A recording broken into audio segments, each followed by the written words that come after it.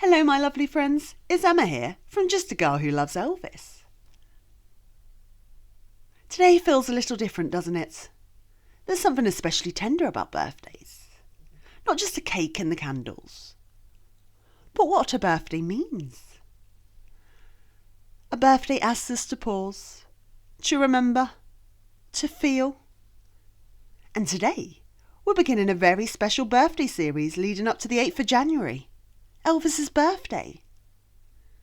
Not the legend, not the icon, not the headline, but the man.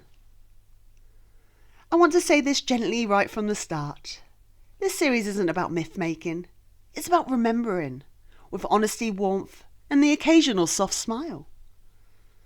So wherever you are right now, maybe with a cup of tea, maybe still in your slippers, thank you for sitting with me for a little while. Let's light a candle together.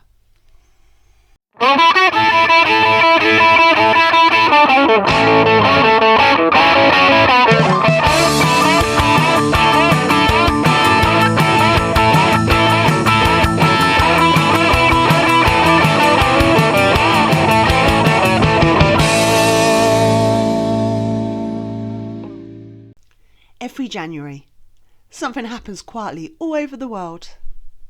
Candles appear, songs get played, people smile and sometimes sigh. Because Elvis Presley's birthday doesn't feel like a date on a calendar. It feels like a presence. And I think that's because Elvis never really belonged to one moment in time. He belonged to people. Birthdays are meant to be joyful, but Elvis's birthday is also thoughtful. It reminds us that someone can leave the room and still fill it. And yes, he'd probably chuckle a little at us getting sentimental. I can almost hear him say, "Oh, come on now." But I think, and I know, deep down he'd understand. Because Elvis felt things deeply. And he understood the power of being remembered with kindness. Before there were birthday cakes, the size of tables, there was just a little boy in Tupelo. On a cold January morning. A quiet beginning, a modest home, a mother who adored him. Elvis didn't grow up expecting celebration. He grew up learning gratitude. And that stayed with him. Even later, when the world sang to him, Elvis never stopped being surprised by love. He never quite got used to being fussed over. Which makes me smile, because imagine Elvis trying to escape his own birthday party. You just know he'd be the one sneaking extra cake to someone else. As the years went on, birthdays became bigger, louder, brighter. But Elvis didn't measure them by candles. He measured them by people. He remembered names. He noticed who was nervous. He checked if everyone was okay. And yes, it was Elvis, so sometimes he was cheeky. Sometimes he teased. Sometimes he cracked a joke that made everybody laugh except the person he was teasing, who then laughed the loudest. That gentle humour, that warmth, is so often forgotten.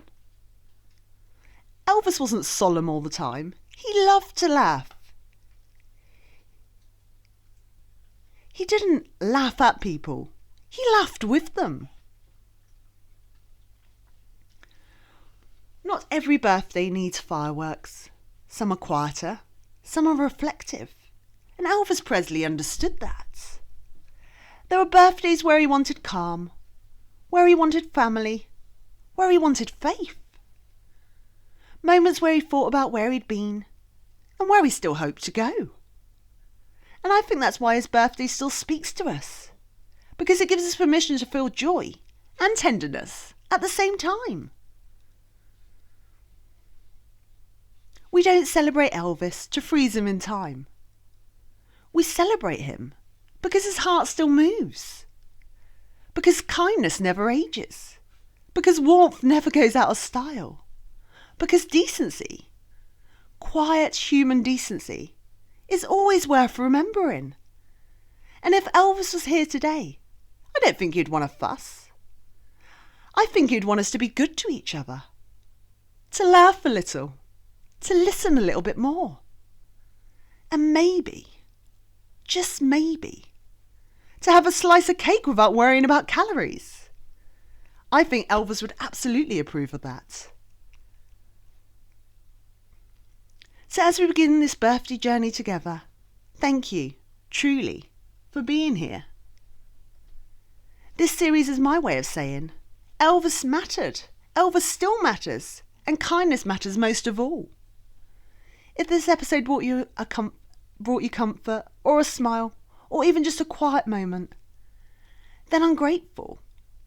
And as always, my lovely friends, take care of yourself, take care of each other, and keep a little Elvis magic in your hearts.